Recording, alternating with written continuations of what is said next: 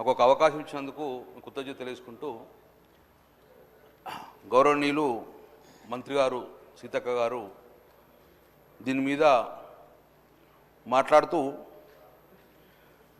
దయచేసి నేను ఒకటే రిక్వెస్ట్ చేసిన మీ ద్వారా మీ మీద మాట్లాడితే రాజకీయ కోణం ఆలోచించకండి, విమర్శగా భావించకండి, దయచేసి దాన్ని సూచనగా భావించుకొని సరిపడే విధంగా భావి తరానికి భవిష్యత్తు అందించే విధంగా చేయాలని చెప్పి మీ ద్వారా సభ్యులం కొడుతున్నాను. అధ్యక్ష సీతక్క గారు గౌరవ మంత్రి గారు మాట్లాడుతూ నెల్సన్ మండేలకు కోడి చేశారు, సంతోషం. అంబేద్కర్ గారు కోడి చేశారు, చాలా సంతోషం. ఈరోజు వారు చెప్తూ డైట్ ఛార్జెస్ గురించి చెప్పారు, కాస్మెటిక్ ఛార్జీలు పెంచమని చెప్పారు, హెయిర్ కటింగ్ ఛార్జెస్ కూడా పెంచామని చెప్పారు, సంతోషం. కిచెన్ ప్లాట్ఫారంలు ఫ్లోరింగ్ అన్నీ పెంచారు. కానీ ఆ మంత్రి గారు మేము ఆశపడ్డాం, 15 సార్లు ఎలకలు కొరికిన మా బిడ్డ భవానీ గిట్టు గురించి చెప్తే కావచ్చని మేము ఆశపడ్డాం. ఖమ్మం జిల్లాలో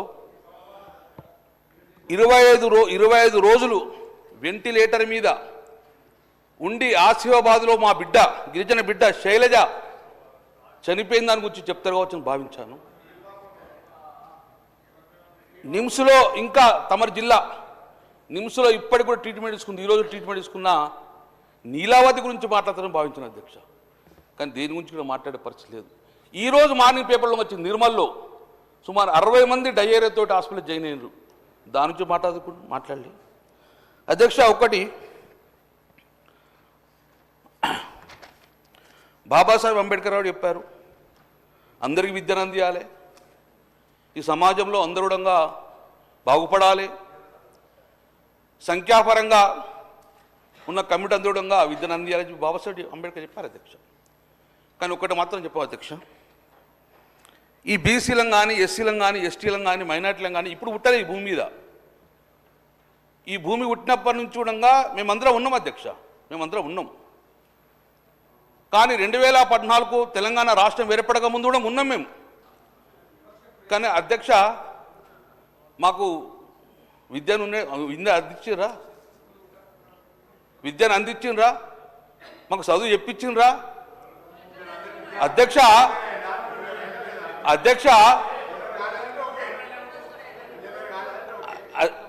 నేను తమరు ఓలేపిన ఈ రన్నింగ్ కామెంట్ చేస్తా అంటే నేను కూడా చేస్తా అధ్యక్ష.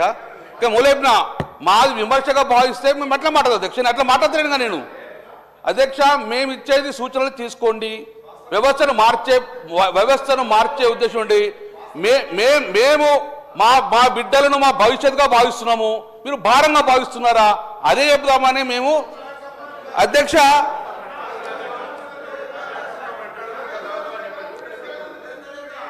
వారు జవాబు చెప్పినప్పుడు ఒక్క ప్రశ్నకు జవాబు చెప్పానండి. 2004 నుంచి 2014 దాకా మా ప్రభుత్వ అధికారంలో ఉంది అధ్యక్ష. 2000 దానికన్నా తెలుగుదేశం కూడా ఒప్పుకోవట్లేదు, వివేకానంద ఒప్పుకోవట్టుకోయే. 2004 నుంచి 2014 దాకా నేను చెప్తాను. దాని తర్వాత అధ్యక్ష ఆనాడు మా ప్రభుత్వం గ్రీన్ ఛానల్ ద్వారా మెచ్చార్జీల చెల్లింపు కావచ్చు, మిగతా పనులన్నీ చేసినాం.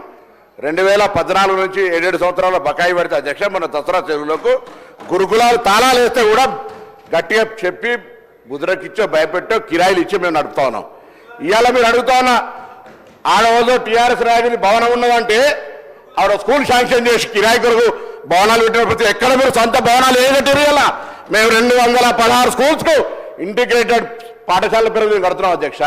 మీరు చెప్తా ఉన్నారు ఇలా ఎలకలకు సంబంధించి అధ్యక్ష, సాక్షాత్ వాళ్ళ హరీష్ రావు గారు కాన్స్టిట్యూన్సీ సిద్దిపేటకు సంబంధించినటువంటి ఇవన్నీ కాదా? దాని తర్వాత కేటీఆర్ సంబంధించి మాట్లాడుతుంది, ఎందుకంటే వాస్తవాలు మాట్లాడే ప్రయత్నం చేసి వారు చదువుకున్నారు. ఎప్పుడు చదువుకున్నారు? కాంగ్రెస్ హయాంలో చదువుకోలేదా? గ్రామీణ ప్రాంతం నుంచి వచ్చి కరీంనగర్ చదువుకునే అవకాశాన్ని ఎక్కడికే వచ్చింది ప్రభుత్వ అధ్యక్ష.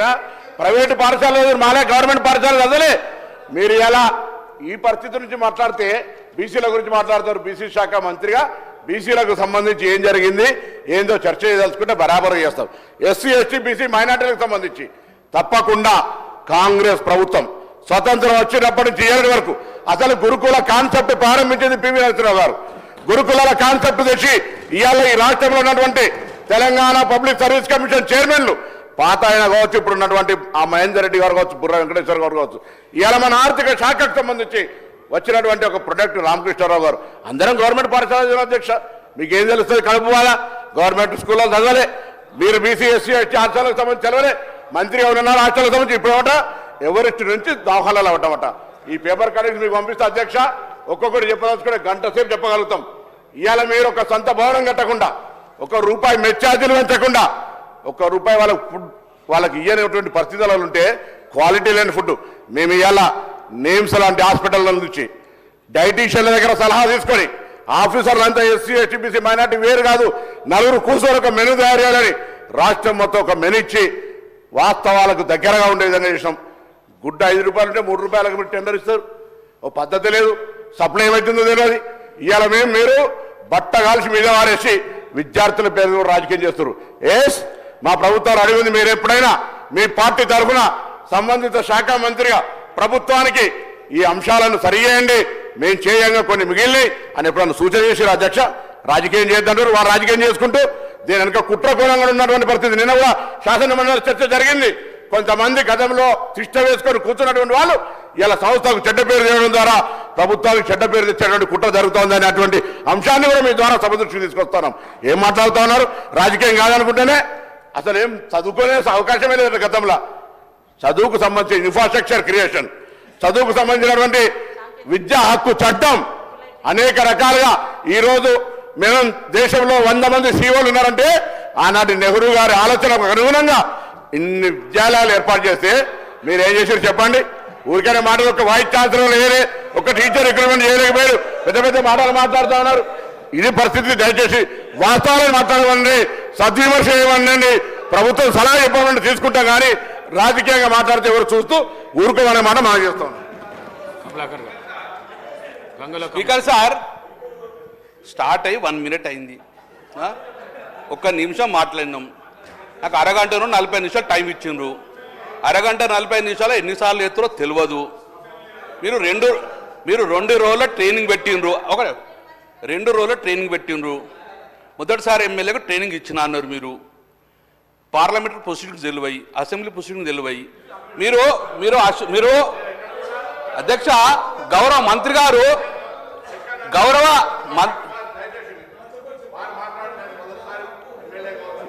నాకు సంస్కారం ఉంది నాకు. నేను ఎక్కడ కూడా అన్పార్లమెంట్, దయచేసి అసెంబ్లీ అఫేర్ మినిస్టర్ కూడా రిక్వెస్ట్ చేస్తాను, నేను ఎక్కడైనా పొరపాటు మాట్లాడి మీరు సభాధిపతి నిర్ణయం తీసుకోవచ్చు, నన్ను బయటకు కూడా పంపండి.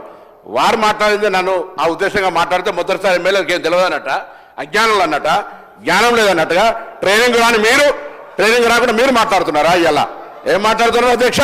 మొదటిసారి ఎమ్మెల్యే ఏమైతే అరే పార్లమెంట్ మెంబర్ చేసిన తెలంగాణ కోసం కొట్లాడినా నీ లెక్క నీ నాయకుడు అన్నాడు, చేరు పటాకు కుక్క పటకా నన్నలే మిమ్మల్ని అన్నాడు తెలంగాణ చౌకుల తెలంగాణ ఉద్యోగుల పార్టీ మారి నువ్వు ఇట్లా మాట్లాడితే ఎట్లా అధ్యక్ష? రాసారి ఎన్నికలు అవుతుంది. నేను నా పార్టీ, నా కన్నతల్ల లాంటి పార్టీ కష్టాలు ఎవరు చెప్పినా పార్టీ మారలే. మీరు పార్టీ మారేసి నేను 3 సార్లు ఎలక్ట్ అయినా గొప్పడు అయితే ఎట్లా? ఏ పర్సనల్ ఇష్యూ నా గురించి మాట్లాడు, మీరు పర్సనల్, నువ్వు కూడా మొదటిసారి అయినావు, ఆ మాట మాట్లాడడం తప్పు. మొదటిసారి ఎమ్మెల్యే అనేటువంటి మాట దయచేసి అధ్యక్ష అది వాపసు ఇవ్వాలి, రికార్డులో తొలగించారు. నేను మొదటిసారి ఎమ్మెల్యే అనేది మాత్రాన ఎక్కడైనా అన్పార్లమెంటరీ ఒక మాట పొరపాటు మాట్లాడితే నాకు ఏ శిక్ష వేసినా నేను అనుకునేది. దయచేసి